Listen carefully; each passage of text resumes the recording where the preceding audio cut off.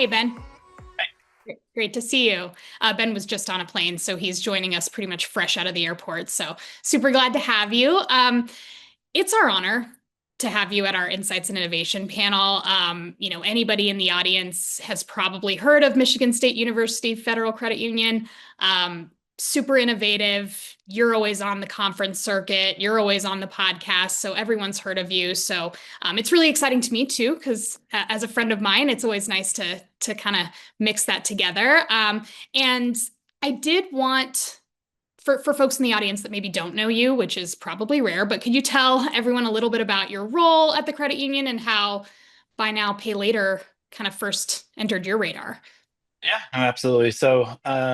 I've been at MSU FCU for a little over 18 years now. So I've have a technology background, ran our dev team for a while before moving into an innovation role about 5 years ago.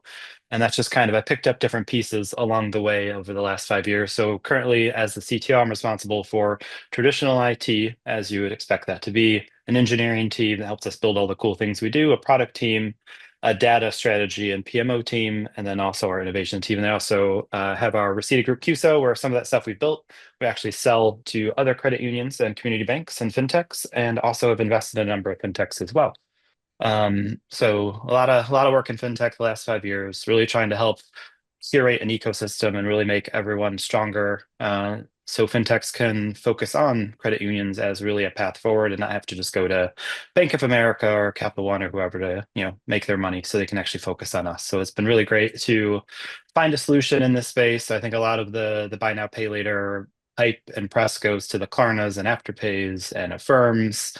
I'm sure you've heard those names a lot over the last 2 days as we've been talking about it and referencing them, but it's really cool as we were searching out in the market and to find Equipify who was focused on exclusively credit unions and a solution that's a little bit different that allows us to offer this built-in to our actual experience for our members.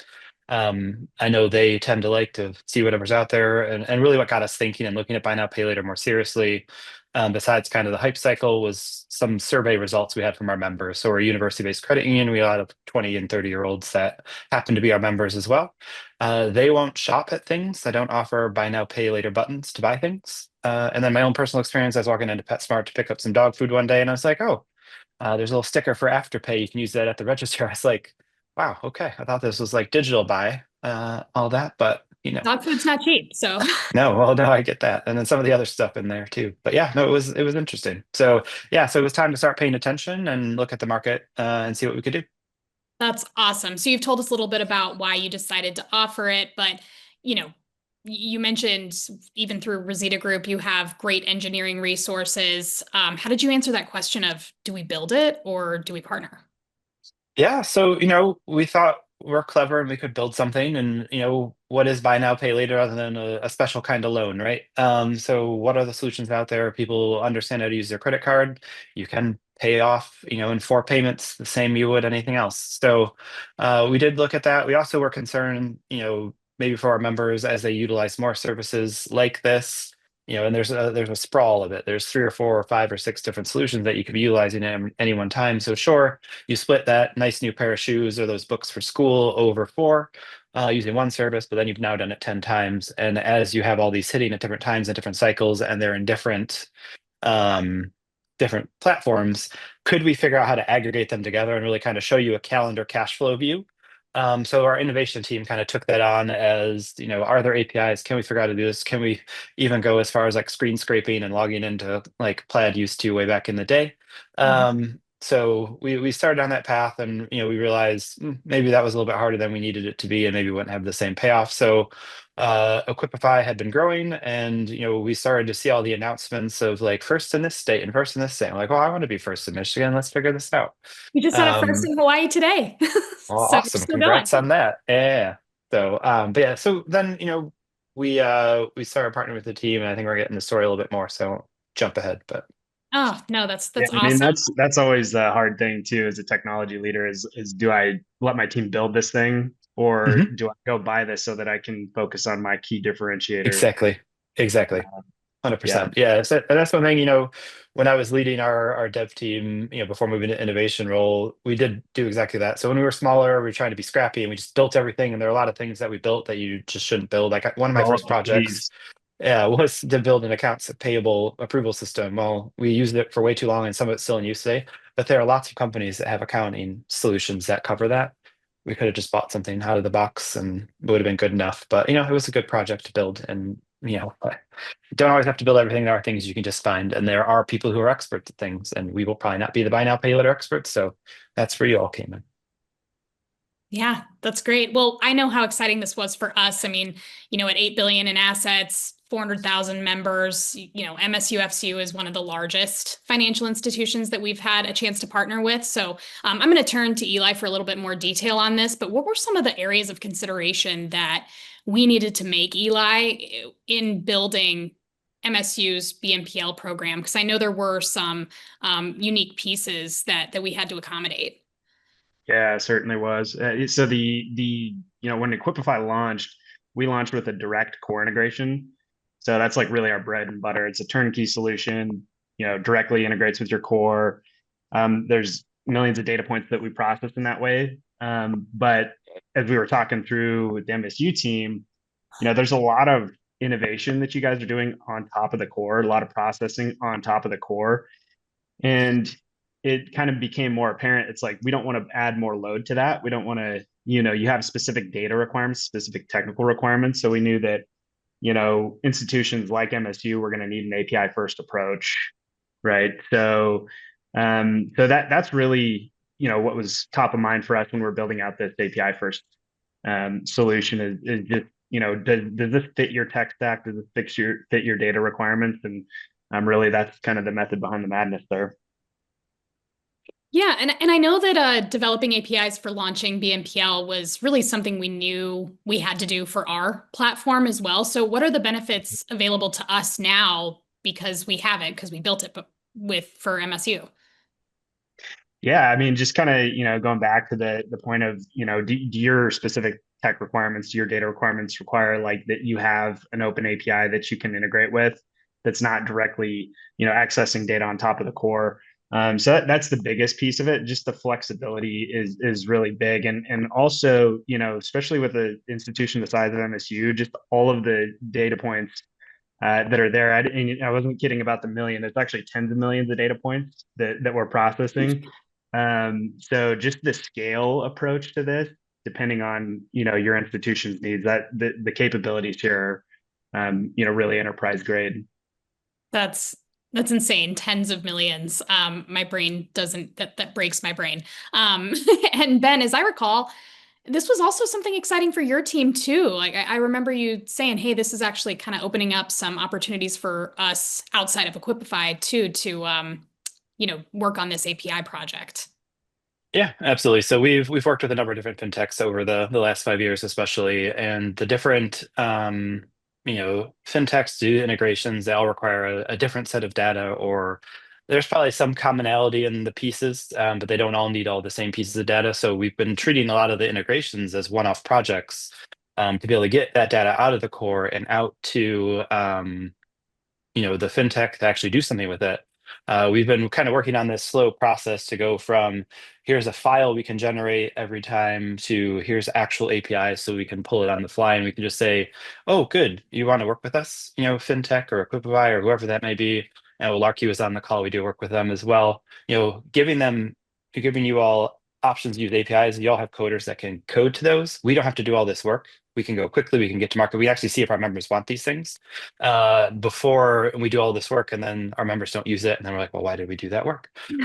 Our dev team selfishly also really would prefer to do this stuff once than have to do the almost same project every single time. It's like, oh, great, I have to create another data file. Really don't enjoy that in my life. Sweet. Really, the teams really enjoyed the ability to have the opportunity to really force themselves to do something that's been on the project list for a long time. And it really also opens up some of what we're trying to accomplish internally as well. So we can utilize that same set of APIs to move into more machine learning or AI things that we're trying to accomplish at MSFCU in our innovation lab and our R&D teams. Maybe do a little bit more experimental work, as well as be able to more strongly partner with our fintechs. That's great. I Yeah, mean, that R&D piece catalyst. is yeah, that R&D piece is huge too. I mean, that's what I love too about this integration is the transparency behind the data points and the aggregation that are there. those are your data points too. So just, us being able to, come in as the buy now, pay later expert and kind of the underwriting, the algorithms that we built, you'd be able to kind of partner with you on that part of your platform and that part of Hmm. your data and your user journey, to fuel those other, initiatives like you mentioned, AI and ML. That's just super cool. And, the nerd in me is excited about those, empowering Oh yeah, those use cases. for sure. There's nerd in you, Eli? Gosh, I wouldn't have known. Yeah.